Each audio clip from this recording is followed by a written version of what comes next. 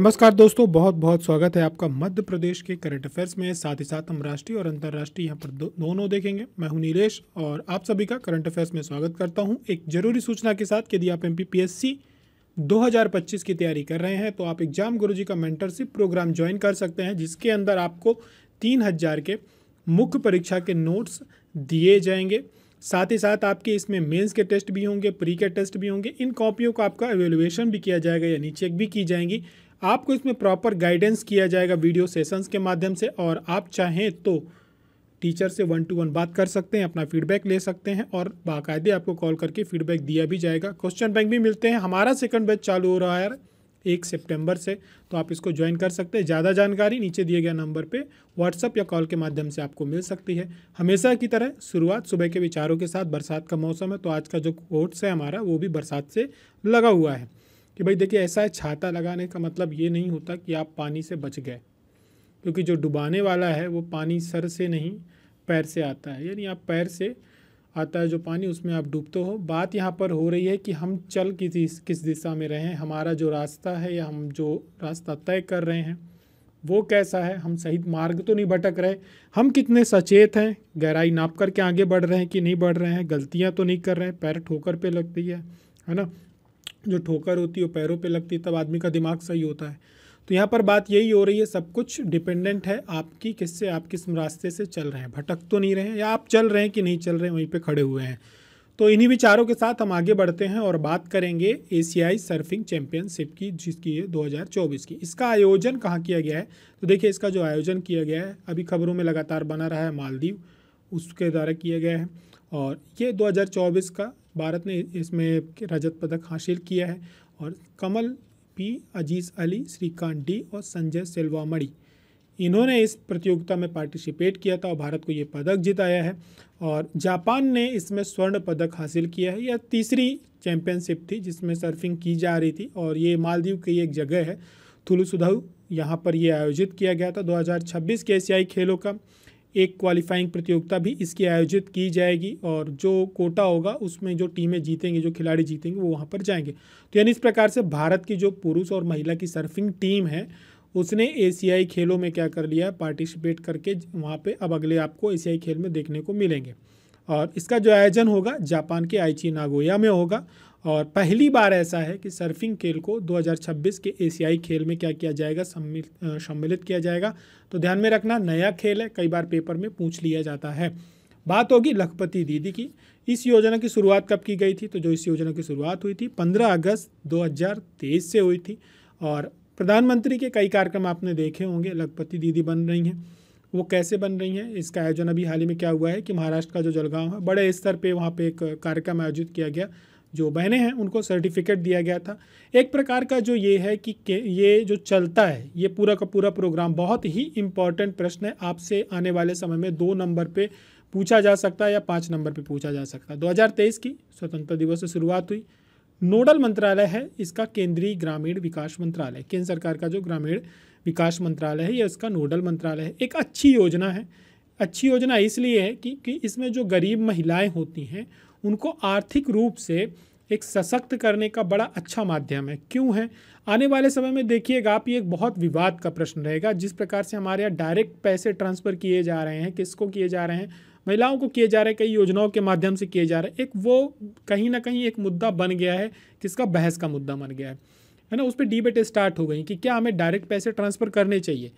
तो यहाँ पर सरकार क्या है कि डायरेक्ट पैसा नहीं दे करके एक जो स्वयं सहायता समूह होता है, कई महिलाएं इसमें बनती हैं, एक समूह बनाती हैं, तो उनको गांवों में सबको क्या किया जाता है, उनको एक तरह से जो आर्थिक सहायता होती है केंद्र सरकार की तरफ से उपलब्ध कराई जाती है। ब्याज मुक्त राशि उपलब्ध कराई जाती है। काहे के लिए कराई जाती है? कि आप अपना रोजगार डेवलप करो। उसके लिए अलग योजनाएं हैं काहे की, सरकार की ट्रेनिंग देने की, कि हम आपको ये ट्रेनिंग प्रोवाइड करेंगे। जो बहनाएं जिस कार्य में दक्ष होती हैं, निपुण होती हैं, उनको उस कार्यक्रम की क्या की जाती है, उनको ट्रेनिंग दी जाती है कि आप ये ट्रेनिंग लीजिए। इसके बाद अब आपको अपना खुद का कुछ प्रोग्राम स्टार्ट करना है या आपको बिजनेस डालना है, तो हम इसके लिए आपको क्या करेंगे, लोन प्रोवाइड करेंगे। अभी क्या कहते हैं, हमारे यहाँ मध्य प्रदेश के दमोह में क्या कहते हैं, एक स्व सहायता समूह है जिन्होंने अपना खुद का डेयरी प्रोडक्ट्स लॉन्च किए हैं, बहुत सारे डेयरी प्रोडक्ट्स लॉन्च किए। सांची को टक्कर दे रहा है इस समय सागर, पूरे सागर संभाग में वो। तो उसमें बाकायदा मुख्यमंत्री भी गए थे वहाँ पे, मेरे को नाम नहीं याद आ रहा, करंट अफेयर्स में वो बताया था आपको। तो वो उन्होंने अपना बहुत सारे प्रोडक्ट लॉन्च किए। अब पूरा का पूरा वो महिलाओं के माध्यम से चलने वाला डेयरी प्रोडक्ट है। तो आप ये देख सकते हैं कि उनको डायरेक्ट पैसे न ट्रांसफ़र करके हमने उनको क्या किया, उनको एक सहायता प्रदान करी, ट्रेनिंग प्रोवाइड करी और उनके अंदर एक स्वाभिमान जगाया। अब आज की डेट में नो डाउट ये आप कह सकते हैं कि वो पैसे का कहीं ना कहीं यूज है, हाँ, इस पक्ष को भी हम नहीं इनकार कर सकते। लेकिन दूसरा पक्ष ये भी है कि क्या वो आर्थिक रूप से जो सीधा सक्षम हो रही, क्या वो स्वाभिमान उनके अंदर जागृत हो रहा है कि वो कुछ रोजगार भी डेवलप कर पाएँ, कुछ नया कर पाएँ। तो इस मामले में देखा जाए तो जो ये एक प्रोग्राम है लखपति दीदी योजना, एक अच्छा प्रोग्राम है और इसमें कौशल विकास प्रशिक्षण वो इसमें दिया जाता है। तो ये मोटी मोटी बातें हैं, आप इसको ध्यान में रखेंगे। 2 नंबर पे आता है तो उद्देश्य, नोडल मंत्रालय और कब से प्रारंभ किया गया, 3 बातें आप लिख सकते हैं। पर यदि यही प्रश्न आपको 7 नंबर पे मिलता है तो इसका लक्ष्य क्या है, किस प्रकार से ये कार्य करता है, क्या क्या किया जाता है, आपको ये थोड़ा सा 5 से 6 लाइन में बताने के लिए यहाँ पे फॉर्मेट मिल जाएगा। PDF टेलीग्राम चैनल पर मिल जाती है, आप लोग वहाँ से डाउनलोड जरूर कर दिया करें। अगला प्रश्न, निम्नलिखित में से किस राज्य में एक्यूट इंसेफेलाइटिस सिंड्रोम के कारण कई बच्चों की अभी हाल ही में क्या हो गई है, मृत्यु हो गई है। तो देखिए इसकी जो ये घटना है ये गुजरात की है। उत्तर प्रदेश में एक जापानी बुखार के कारण बच्चों की मृत्यु हुई थी और बाकायदे MPPSC के 2021 के पेपर में ये पूछा भी गया था। तो ये एक नया सिंड्रोम है जिसके कारण कई बच्चों की मृत्यु हो गई है और वहाँ के बहुत सारे ज़िले, लगभग 33 ज़िले के आसपास हैं जहाँ पर ये फैल चुका है। और जो डॉक्टर्स हैं उनका ये कहना है कि ये एक प्रकार का न्यूरोलॉजिक सिंड्रोम है और इसमें इंसेफेलाइटिस की जो एक गंभीर स्थिति है उसमें पहुँच जाता है ना। ये अलग अलग वायरस हैं या बैक्टीरिया हैं, उनके विषाक्त पदार्थ जो हम गंदगी वगैरह के कारण, फंगस के कारण, इसके कारण ये फैलता है। और ये जापानी जो इंसेफेलाइटिस वायरस है भारत में एक्यूट इंसेफेलाइटिस सिंड्रोम का प्रमुख कारण है। तो जापानी बुखार जो चल रहा था यूपी में, उस पर काफ़ी कंट्रोल किया गया है। तो अब इसमें क्या बुखार, लक्षण क्या होते हैं, इसमें काफ़ी तेज़ी से बुखार आता है, जो हमारे संवेदी अंग होते हैं उनमें गड़बड़ी होती है, उल्टी दस्त होती है, खून बहता है नाक से। विशेषकर बच्चों में बहुत ज़्यादा फैल रहा है, वयस्कों में भी हो रहा है। तो ये आपसे आने वाले समय में पेपर में पूछा जा सकता है। बढ़ेंगे हम लोग कहाँ की तरफ, मध्य प्रदेश की तरफ, अपने मध्य प्रदेश की तरफ। प्रदेश में IATO का एक राष्ट्रीय सम्मेलन क्या होने वाला है, आयोजित होने वाला है। तो ये कहाँ होगा, ज़्यादातर प्रोग्राम आजकल उज्जैन में हो रहे हैं तो थोड़ा सा कन्फ्यूजन रहेगा, ये भोपाल में हो रहा है। देखिए ये अपनी आपका एक प्रकार का पर्यटकों को आकर्षित करने के लिए हमारे यहाँ का जो पर्यटन विभाग है वो इसको आयोजित कर रहा है और रेजिडेंट इंडिया इनबाउंड के थीम पर इसको आयोजित किया जा रहा है। 30 अगस्त से लेकर के 2 सितंबर तक ये प्रोग्राम चलेगा। मुख्यमंत्री के द्वारा इसका क्या किया जाएगा, शुरुआत की जाएगी। अब देखिए बात हो रही है जब पर्यटन की, तो मध्य प्रदेश में वर्ष 2023 में 112.1 मिलियन पर्यटक आए थे, जबकि 2022 में 34.1 मिलियन थे। यानी संख्या आप देखोगे तो 3 गुना मध्य प्रदेश में पर्यटन के क्षेत्र में बढ़ी है। अब पर्यटन में आप देखोगे तो आप कई बार एक क्वेश्चन कर सकते हो, आर्गुमेंट कर सकते हो कि जो सरकारें हैं वर्तमान में धार्मिक क्षेत्रों या आध्यात्मिक क्षेत्र पे बहुत ज़्यादा पैसा खर्च कर रही हैं। तो आप देखोगे कि जब ये पूरा का पूरा आप डेटा उठाओगे तो आपको सबसे ज़्यादा जो पर्यटक मिलेंगे वो आध्यात्मिक और धार्मिक क्षेत्र में आपको सबसे ज़्यादा मिलेंगे। विशेषकर जो हमारे मध्य प्रदेश का ओरछा और आपका क्या कहते हैं उज्जैन महाकालेश्वर मंदिर है, यहाँ पर पर्यटकों की संख्या 5 से 6 गुना बढ़ी है लगातार और बढ़ती जा रही है। तो अब देखिए पर्यटन एक ऐसा क्षेत्र है जिस पे मिनिमम इन्वेस्टमेंट के माध्यम से मैक्सिमम रोजगार डेवलप किया जा सकता है। एक पर्यटक जब अपने घर से चलता है तो यदि वह ट्रेन से चल रहा है, बस से चल रहा है, कहीं से भी चल रहा है, तो वहाँ से वो इकोनॉमी में पैसा डालना हमारे क्या कर देता है, स्टार्ट कर देता है। जब वो शहर में पहुँचता है, होटल में रुकता है तो वहाँ खर्च करता है, प्रसाद खरीदता है तो वहाँ खर्च करता है।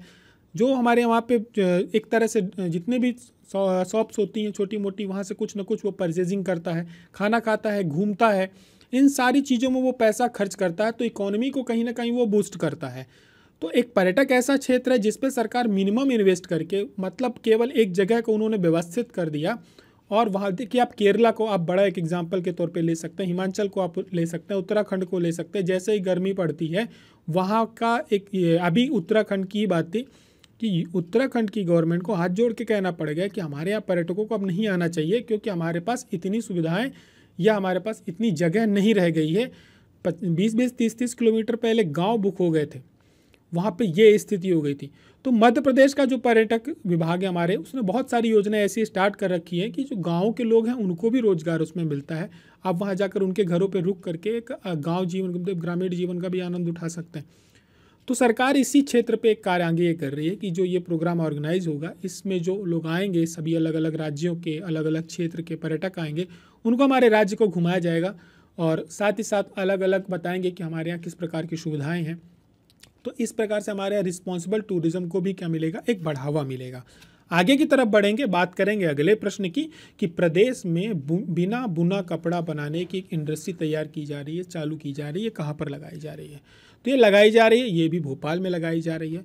और महत्वपूर्ण इसलिए है क्योंकि ये जर्मनी की बेस्ड कंपनी है, मल्टीनेशनल कंपनी है, जो कि मध्य प्रदेश के राजधानी हमारे भोपाल पे ये लगा रही है। और यहाँ पर क्या है, देखिए ओबीटी बहुत पुरानी कंपनी, 100 साल से ऊपर की कंपनी है। और हमारे यहाँ जो कालीन वगैरह हैं, है ना, और हथकरघा प्रोडक्ट्स होते हैं, उन सभी को ये क्या करती है, इसके निर्माण क्षेत्र में इसका बहुत बड़ा योगदान है। और यूरोप में, यूएस में, चाइना में सभी जगह इसके प्लांट डले हुए हैं। यूरोप में तो लगभग 12 जगह डले हुए हैं। तो अब क्या होगा, मध्य प्रदेश में हमारे यहाँ जो अभी ODOP प्रोग्राम चल रहा है, 1 डिस्ट्रिक्ट 1 प्रोग्राम, उसमें ज़्यादातर आपको इसी क्षेत्र के जो कारीगर होते हैं वो मिलेंगे। ठीक है, तो उनके लिए एक बड़ा, एक तरह से आप ये कह सकते हैं, मार्केट तैयार होगा, उनको खरीदार तैयार होगा। कंपनी अलग अलग प्रोडक्ट्स खरीद के अपने माध्यम से यूरोप से लेकर के यूएस, अमेरिका सभी जगह पे क्या करेगी, अपने प्रोडक्ट को डिस्ट्रीब्यूट करेगी। आगे की तरफ बढ़ेंगे, बात करेंगे हम अगले प्रश्न की। हम बढ़ते हैं अगले प्रश्न की तरफ। हमारा अगला प्रश्न है कि प्रधानमंत्री आदि आदर्श ग्राम योजना जनजाति बहुल कितने गांव चुने गए हैं? तो हमारे मध्य प्रदेश के 7,307 गांव चुने गए हैं। ये योजना है क्या? देखिए नाम से ही समझ में आ जाएगा, आदि आदर्श ग्राम योजना, यानी हमारे जो जनजाति समाज है, जनजाति भाई हैं, उनके लिए योजना चल रही है। आदर्श ग्राम बहुत पहले आपने, जब ये सरकार बनी थी 2014 में, तो इन्होंने एक सांसद आदर्श ग्राम योजना चलाई थी, जो कि आता पता उसका नहीं है कहाँ पहुँची है वो, पर बड़े उद्देश्य के साथ चलाई गई थी। एक बहुत अच्छा प्रोग्राम था। यदि एक सांसद आज की डेट में एक गांव भी डेवलप कर दिया होता, तो कम से कम इनकी सरकार 10 साल रह गई है, तो 10 गांव तो वो कुछ ना कुछ उनके लिए कर ही दिया होता। एक सांसद 10 गांव डेवलप कर दिया होता। 450 सांसद हैं हमारे यहाँ आज की डेट में। मध्य प्रदेश की यदि हम बात करें तो चलिए ठीक है, जितने भी हैं कम से कम ना भी करते तो आधे गाँव तो डेवलप कर सकते थे। 50 गांव तो डेवलप कर ही लेते, एक बार में नहीं कर पाते तो, पर वो हर वर्ष एक एक गांव डेवलप करने की थी। खैर हम इसमें आते हैं, प्रधानमंत्री आदर्श ग्राम योजना। देखिए मध्य प्रदेश के जो टोटल 47 ज़िले हैं, यहाँ से जनजाति बहुल जिलों की बात हो रही है यहाँ पे। ठीक है, पूरे जिलों की बात नहीं हो रही, सिर्फ मैं जनजाति बहुल जिलों की, कल को आप कमेंट करो कि सर 47 ज़िले बोले हो आप, मैं जनजाति बहुल जिलों की बात कर रहा हूँ। वहाँ से 7,307 गाँव चुने गए हैं। ये योजना किसकी है? राज्य सरकार की बिल्कुल नहीं है, ये केंद्र सरकार की योजना है। और केंद्र सरकार ने पूरे भारतवर्ष में यदि आप बात करो तो 2025-26 तक लगभग 36,428 गांवों को 2021 से लेकर 25-26 तक लाभान्वित करने, यानी वहाँ पे डेवलपमेंट करने का सरकार ने लक्ष्य रखा है। ठीक है, और प्रत्येक वर्ष 7,500 गाँव लगभग विकसित किए जाएंगे, और इसके लिए अलग से सरकार ने राशि क्या करी है, अलॉट करी है। वहीं पे आप देखो, यदि पूरे भारतवर्ष में 36,428 गांव डेवलप किए जा रहे हैं, तो वहीं मध्य प्रदेश में आप बात करोगे तो 7,307 गांव चुने गए हैं। यानी पूरे भारत में आप देखोगे तो 1/4 हिस्सा तो पूरा मध्य प्रदेश में ही डेवलप किए जा रहे हैं, और इसके लिए अलग से 20,38,000 रुपये की राशि क्या की गई है, चयनित की गई है। अब यहाँ होगा क्या? देखिए पहली बात है, केंद्र सरकार की पूर्णतः ये प्रायोजित योजना है। 47 गाँव आपसे पूछे जाएंगे तो 47 जिलों के 7,307 गाँव चुने गए। यहाँ पर होगा ये कि सरकार के नज़र में ये जो गांव है, ये टारगेट है। यहाँ पर सबसे पहली बात तो ये कि 50% अनुसूचित जनजाति आबादी होनी जरूरी है। आपसे पेपर में पूछा जा सकता है कितने प्रतिशत आबादी होनी चाहिए, तो 50% होनी चाहिए, या 500 की अनुसूचित जाति आबादी वाले जिले होने चाहिए। तो यहाँ पर होगा ये कि सरकार की जितनी भी इनकी योजनाएं चल रही हैं, उन योजनाओं के साथ साथ, जैसे हमारे यहाँ हर घर जल योजना चल रही है, प्रधानमंत्री ग्रामीण सड़क योजना चल रही है, जितनी भी योजनाएं चल रही हैं, उन योजनाओं के माध्यम से इस गांव को आदर्श गांव डेवलप किया जाएगा। यहाँ पर सभी के घरों में जो उज्ज्वला योजना है उसके माध्यम से सिलेंडर होंगे, हर घर में पानी स्वच्छ पहुंचाया जाएगा, एक सामुदायिक विकास केंद्र होगा, एक प्राथमिक हॉस्पिटल होगा वहाँ पे जो एक गांव में होना चाहिए, साथ ही में स्कूल होगी, कनेक्टिविटी अच्छी होगी वहाँ की। तो ये सारी चीज़ें एक आदर्श गांव, एक जो मॉडल विलेज होता है उसके रूप में इसको क्या किया जाएगा, डेवलप किया जाएगा। साथ ही साथ ये भी रखा जाएगा ध्यान, क्योंकि जनजाति आबादी जो बहुल गांव हैं उनके लिए है, तो उनके जो कल्चर एक्टिविटीज़ हैं या उनकी जो संस्कृति है उस पर किसी भी प्रकार का क्या छेड़छाड़ नहीं होनी चाहिए, प्रभाव नहीं पड़ना चाहिए, दुष्प्रभाव नहीं पड़ने चाहिए। उन सब चीज़ों को ध्यान में रखते हुए इसको आदर्श गांव के रूप में डेवलप किया जाएगा। पिछले दिनों हमने आपसे एक प्रश्न पूछा था कि कौन सा राज्य पार्वती, काली सिंध, चंबल जो ERCP लिंक परियोजना है लगातार खबरों में बनी रही है, राजस्थान के साथ सरकार ये योजना चला रही है, तो उसके लिए चलाई गई इसका हिस्सा कौन सा था, तो राजस्थान था। अंबर के द्वारा इसका आंसर दिया गया, तो अंबर लगातार आंसर देते हैं, बीच में एक दिन नहीं दिया था।